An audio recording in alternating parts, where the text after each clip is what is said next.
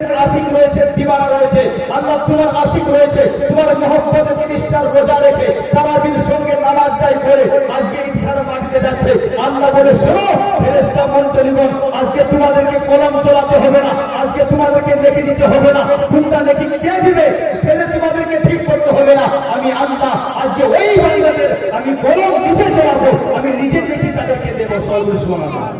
বাবা ওই আল্লাহ পাক ফেরেশতা মণ্ডলীকে বলে আজকে খুশির দিনে আল্লাহর সহিত ঈদগাহ মাটিতে যাই। ফেরেশতা মণ্ডলীগণ তোমরা সাক্ষী থাকো, কাল কিয়ামতের হাসরের ময়দানে ঈদের নামাজের বরকতে কাল কিয়ামতের হাসরের ময়দানে যদি গুনাহগার হয়ে যায় একটু আমাকে ইশারা করে দিও। এই মানুষটা গুনাহগার কিন্তু তারাবির নামাজ মুকম্মল করেছে, 30টা রোজা মুকম্মল আদায় করেছে, সেহরি আদবের সহিত পেয়েছে, 30টা নামাজ মুকম্মল আদায় করে মাহে রমজানের মধ্যে ঈদগাহের মধ্যে খুশি খুশি আনন্দের সহিত নবীর ঈদগাহে হাজির হয়েছিল। আল্লাহ এই মানুষটা গুনাহগার কিন্তু আল্লাহ তুমি চাও না যে তোমার নবীর ঈদগাহের মধ্যে গিয়ে সাজদা করে কেঁদেছিল, আল্লাহকে মাফ করে দাও। আল্লাহ ওই মানুষটাকে শুধু মাফ করবে না, তার আত্মীয় স্বজনের গুনাহকে আল্লাহ মাফ করে জান্নাত দান করবে। বাবা এই জন্য বলি আজকে খুশির দিনে একটা মাস তোমরা ধৈর্য রাখলাম, একটা মাস আল্লাহকে রাজি করার জন্য না দিয়ে রোজা রাখলাম।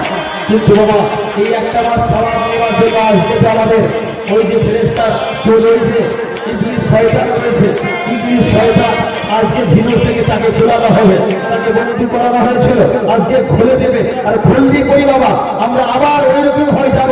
মসজিদের মধ্যে জায়গা পাওয়া যেত না মাহে রমজানের মধ্যে, কিন্তু আজ থেকে মাহে রমজান তো শেষ, ঈদের নামাজ পড়লি তো শেষ, মাগরিব অবধি বাবা শেষ। যখন মাগরিবের নামাজ হয়ে যায় বাবা সেই কি বলছি যে ইবলিস শয়তানের বন্দী থেকে খোলানো হয়। যখন বন্দী খোলাবে আজকের দিনই তো ঘুরিয়ে দেবে। যখন বন্দী খোলাবে তো ওই মানুষগুলোকে আর দেখা পাওয়া যাবে না, মসজিদের ভরে আর পাওয়া যাবে না। যারা পাঁচিকের নামাজ শুরু থেকে পড়ে আসছে তাদেরকেই বেশি দেখা যায়, কিন্তু যারা পাঁচিকের নামাজ পড়ে না মাহে রমজানের মধ্যে 30টা রোজা রেখে আল্লাহর মহব্বতে সাজদা করেছে, শয়তানকে বন্দী করেছিল, সেই জন্য শয়তান আসতেও পারে নাই, ঈমানটা পরিষ্কার ছিল এই জন্য আসতে পারে নাই। মাহে রমজান শেষ আর নামাজি বাবা কমবে নাকি? এই জন্য বলি নামাজি কমে কমে কমিয়ে দিও না। আল্লাহর ঘরে যেভাবে সাজদা 30টা করেছো আল্লাহ চেয়েছিল বলে কি চেয়েছে যে এই 30টা রোজা রেখে নামাজ পাঁচকে না পড়ে আমি তাদের দিল থেকে যে কালো দাগ যাবে সে মিটিয়ে দিব। আর ওই মানুষটা যদি ওই একটা মাস নামাজ পড়ে আবার পাঁচকের নামাজ ধরে নেয় তার সমস্ত পিছনে আল্লাহ গুনাহ মাফ করে দেয়। এই জন্য বলি নামাজ ছেড়ে দিও না। মাহে রমজান শেষ হয়েছে তো কি হয়েছে, নামাজ আমাদের প্রতি ফরজ হয়েছে। নামাজ 100% আমাদেরকে মুকম্মল তরিকায় আমরা ওই মসজিদের মধ্যে 5 জায়গায় নামাজ আদায় করব। সর্বশেষ বাবা আজকে খুশির দিনে আমাদের ছেলে মেয়েদেরকে কাপড় আমরা দিয়ে নিজের বাবার আরাম, কিন্তু ছেলে মেয়েদেরকে দিয়ে দিই কিনা আমও বলবেন দিই। কিন্তু বাবা হযরত হুসেন হাসানের বাড়িতে, হুসেন হাসান মা ফাতেমা জাহরার বাড়িতে দেখেছি ঈদের দিনে সকালবেলায় বাবা বাচ্চারা খেলাধুলা করে অনেক আনন্দ সহিত বাজার ঘাটে যায়, কাপড় নতুন নতুন করেছে। বাবা হযরত মা ফাতেমা জাহরার কাছে হযরত হুসেন হাসান পৌঁছালো।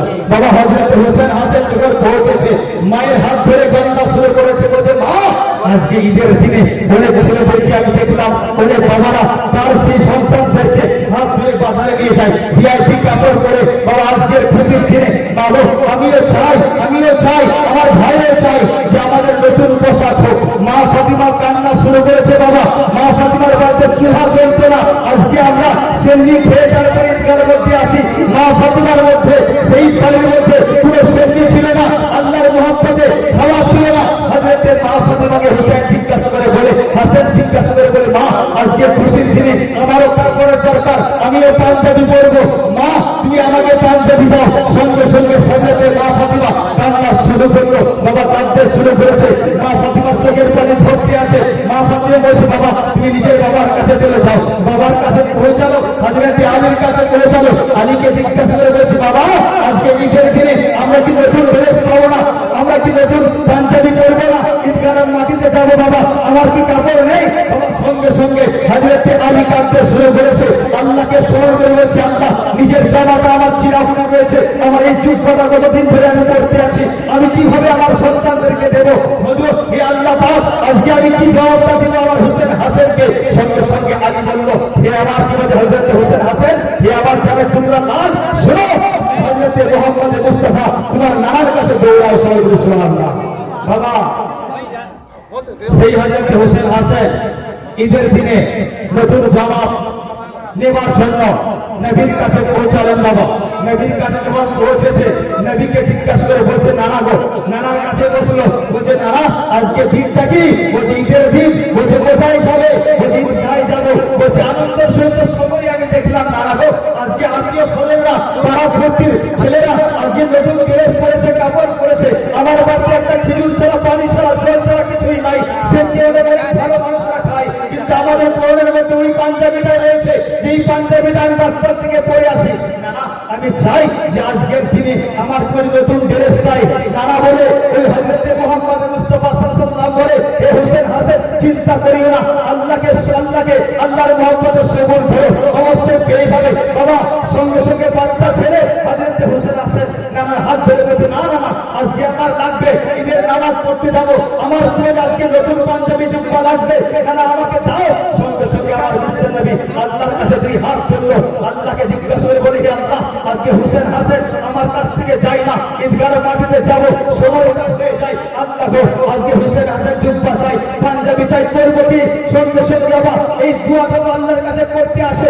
সঙ্গে সঙ্গে আল্লাহ এই জিবরিল আমিনকে বলে জিবরিল আমিন কোথায়? বলছে আমি এইখানে। বলছে আমার হযরতে মা ফাতেমা জাহরা এক ওয়াক্তের একটা নামাজ সাইদা কাজা করে নাই, আর দিন আল্লাহর মহব্বতের সাইদা করেছে, নফলি নামাজটাই করেছে। নবীর বেটি মা ফাতেমা জাহরা একটা সাইদা কাজা হয় নাই। আজকে তার